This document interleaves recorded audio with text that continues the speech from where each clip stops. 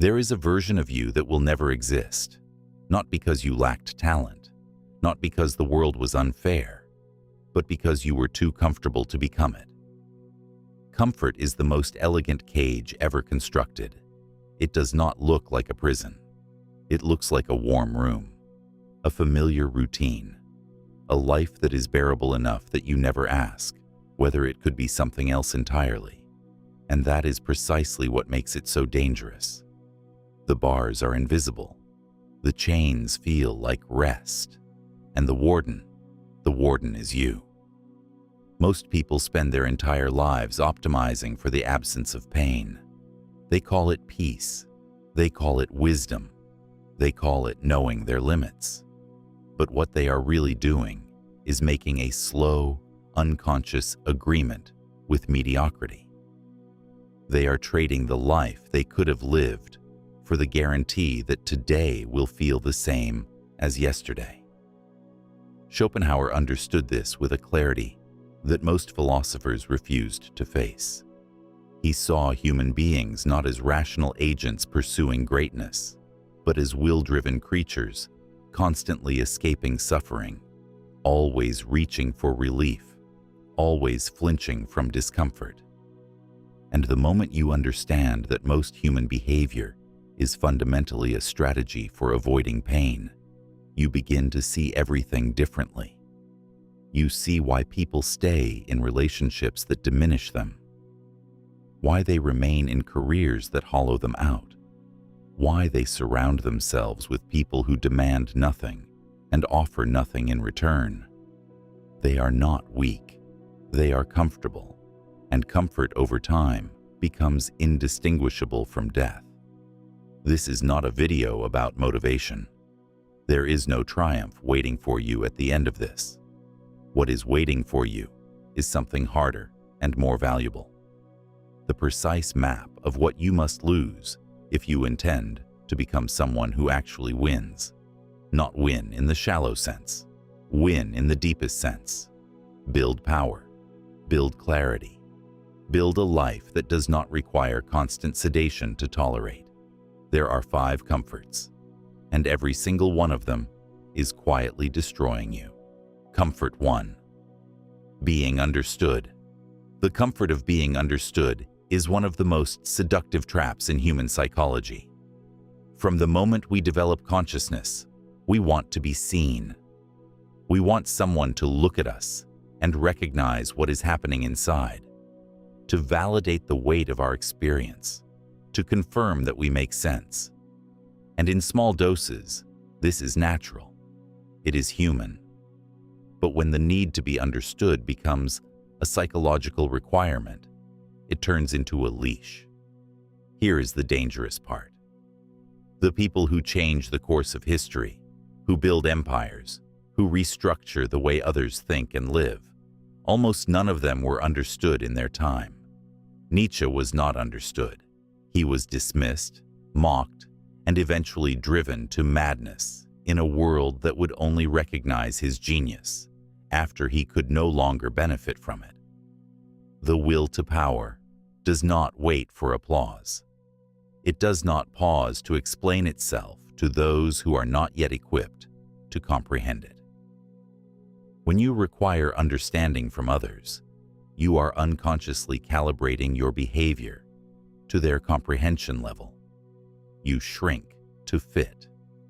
You soften your edges. You hesitate before acting because you know the action will require explanation, and you are not sure you can bear the confusion in their eyes. This is how the need for understanding quietly kills ambition, not with a single blow, but with 1,000 small retreats. The moment you let go of this need, something shifts. You begin to operate from internal authority rather than external permission. You stop translating yourself for others and start moving at the speed of your actual thinking. The world does not need to understand you. It only needs to eventually recognize what you have built. And those are 2 very different things that almost no one thinks to separate. Jung spoke of individuation. the process by which a person becomes fully themselves, separate from the collective noise of expectation and projection. This process is inherently misunderstood by those who have not undergone it. They will call it arrogance. They will call it coldness. But what they are witnessing is the early stages of someone who has stopped outsourcing their identity to the people around them. And that process looks frightening from the outside because it implies a standard of selfhood that most people have never dared attempt. Give up the comfort of being understood. Replace it with the discipline of being clear to yourself, about yourself. That is the only understanding that changes anything. Comfort 2. Emotional availability. Emotional availability, the state of being perpetually open, perpetually responsive, perpetually present for the emotional demands of others, is sold to us as virtue. And in a world built on social contracts, it functions as currency. People trade their peace for belonging. They answer every call, absorb every grievance, and process every crisis that is placed in front of them. They call this love. They call this loyalty. They call this being a good person. What they are actually doing is bleeding slowly in public while others watch and refill their glasses. The Stoics understood something that modern psychology is only beginning to rediscover. Epictetus, a man who was born into slavery and therefore understood the landscape of power better than most philosophers, spoke constantly about the dichotomy of control. What is yours and what is not? What is within your sphere of influence and what has been handed to you from outside? And the fundamental Stoic discipline is not coldness, it is discernment. It is the ability to draw a precise line between what you owe to others and what belongs to you. Most people have never drawn that line. They were taught that the absence of a line is a sign of character. But the absence of a line is not generosity. It is dysfunction. It is an inability to distinguish between the people who fill your life and the people who drain it, between the relationships that compound your capacity and the ones that steadily erode it. And here is what manipulative people understand very well. An emotionally available person is a predictable person. If you know that someone cannot tolerate the discomfort of being seen as cold, you have an almost unlimited power over them. You only need to apply guilt, and they will reorganize their entire reality to avoid the accusation. This is not a theoretical observation. This is the operating system of almost every toxic dynamic that has ever existed. Emotional detachment, real detachment, not cruelty, is a form of strategic sovereignty. It is the decision to stop letting other people's internal weather determine the climate of your mind. It does not mean you feel nothing. It means you have learned to choose when and where and for whom you spend what is finite in you. And that choice, made consciously, is one of the most powerful things a human being can do. Give up the comfort of always being available. Not because people are not worth your attention, but because you are worth protecting from those who confuse your openness for obligation. Comfort 3. Your wounds. There is a specific kind of comfort that almost no one identifies as comfort, because it does not feel pleasant. It feels like pain. It feels like weight. It feels like carrying something old and heavy that you have been carrying so long you have forgotten there was ever a time when you were not carrying it. This is the comfort of your own wounds. This is the comfort of your narrative. The story of why you are the way you are. The carefully constructed architecture of reasons that explains every limitation, every retreat, every moment you chose to stay small, rather than move forward. Your childhood, your failures, the people who left, the opportunities that collapsed, the betrayals that restructured your understanding of trust. These are real. They happened. And the weight of them is not imaginary. But at some point, and this is where Jung becomes unavoidable, the wound stops being something that happened to you and starts being something you choose. The shadow, in Jungian terms, is not merely the darkness in you. It is the unintegrated darkness. The part of yourself that you have not yet looked at directly, not because you cannot, but because looking would require you to release the one story that has made sense of everything. And the moment you release that story, you lose your reason for being where you are. You lose the explanation for your ceiling. You lose the permission structure that allowed you to stop before greatness became a requirement of yourself. Most people never give this up because they are unconsciously terrified of what they would have to become if they did.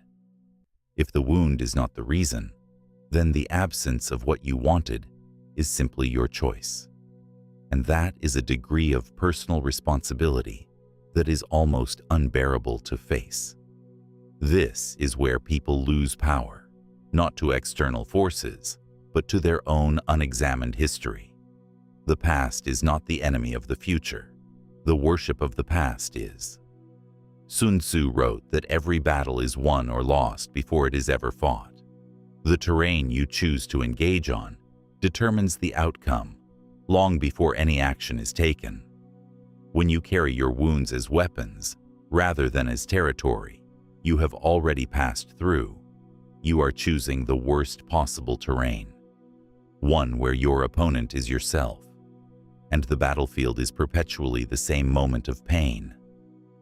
Give up the comfort of your own suffering, not by pretending it did not exist, but by refusing to let it hold administrative authority over what you are building next. Comfort 4. Approval. The comfort of approval is subtler than the need for understanding and far more dangerous because it operates almost entirely below the level of conscious awareness. You do not know you are seeking it. You believe you are simply being reasonable, diplomatic, socially aware. You believe you are reading the room.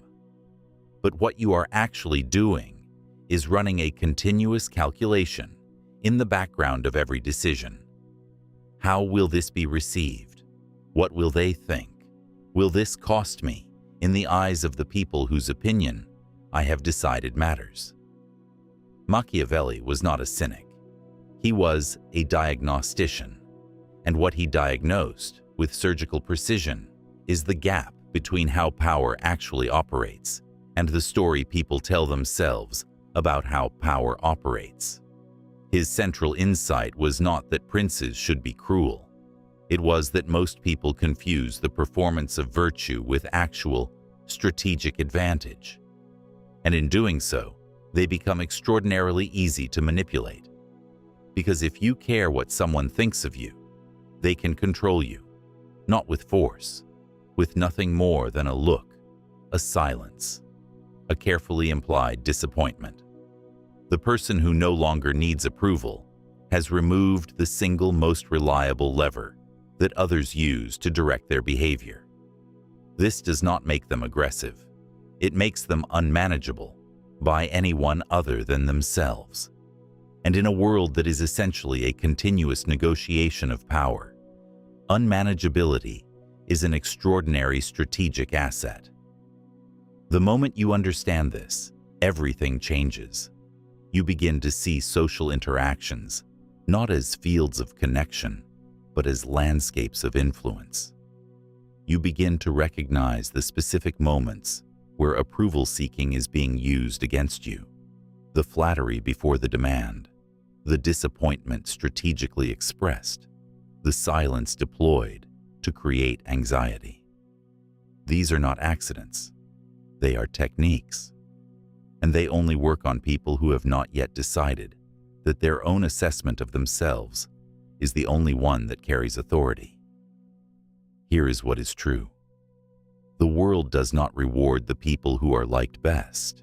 It rewards the people who act most clearly from a position of internal alignment. Liked people are comfortable to be around. Internally aligned people build things, and the two are frequently, almost structurally, in conflict. Give up the comfort of approval, not with contempt for others, but with a deep, quiet decision that what you think of yourself is the primary information, and what others think is, at best, data worth examining. Comfort 5. Your identity. The final comfort is the one that no one will tell you to give up, because it is the one that looks most like wisdom from the outside. It is the comfort of your current identity. You know who you are.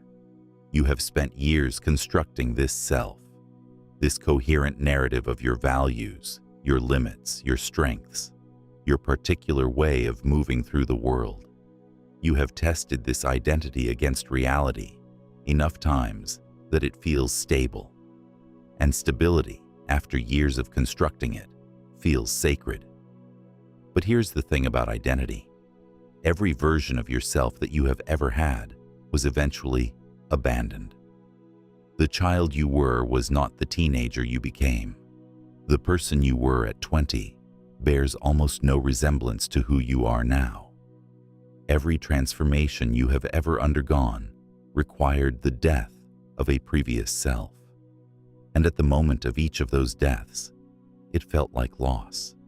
It felt like betrayal. It felt like something being taken rather than something being shed. What you are protecting now is not a final version of yourself. It is simply the most recent one. And the most dangerous belief you can hold is that this one, finally, is the real one. The one worth preserving intact, rather than allowing to evolve under pressure. Nietzsche described the highest human ambition as self-overcoming, not the defeat of others, not the accumulation of external power, the continuous, ruthless willingness to look at yourself and ask whether this version is still serving the direction you are actually moving toward. And self-overcoming is not possible while you are comfortable in your current identity, because comfort, by definition, is the state in which you are not asking that question. The people who win, not temporarily, not on a single axis, but structurally, across time, are the people who have developed a specific relationship with their own discomfort. They do not enjoy it. They are not masochists. But they have learned to recognize the particular quality of discomfort that signals growth, as opposed to the discomfort that signals genuine danger. And they have learned to walk toward the first kind, even when every trained instinct in them is screaming to retreat. Once you see this, you cannot unsee it. You begin to recognize the moments when you are protecting your identity rather than testing it. The conversation you avoid because the challenge is too direct. The decision you postpone because the commitment would require you to be someone you are not yet sure you can be. The feedback you dismiss, not because it is wrong, but because integrating it would require you to restructure the story you have been telling yourself about your own competence. All of this is identity comfort, and it is the last wall between you and the version of yourself that is actually capable of what you claim to want. Give up the comfort of who you currently are, not with recklessness, with the specific strategic willingness of someone who understands that the best thing they have ever built was built by destroying the thing they had before it. 5 comforts, 5 invisible chains, and every single one of them was put there, not by your enemies, but by the quieter parts of yourself that preferred a bearable life to a meaningful one. This is not a condemnation. It is a map. The world does not punish people for being comfortable.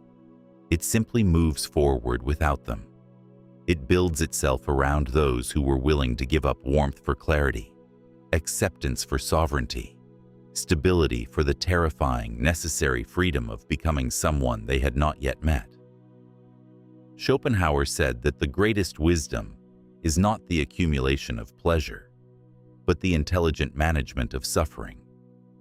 To know which suffering is yours to choose, which pain is the price of something real, and which comfort, if surrendered, opens into something vast enough to make the surrender worthwhile. You are not behind, you are not broken, but you are, in some specific ways that only you know, still holding things that are keeping you small. And the question is not whether you can feel that. The question is whether you are ready to set it down. The version of you that wins already exists. It is waiting on the other side of everything you were too comfortable to face. The choice has always been yours.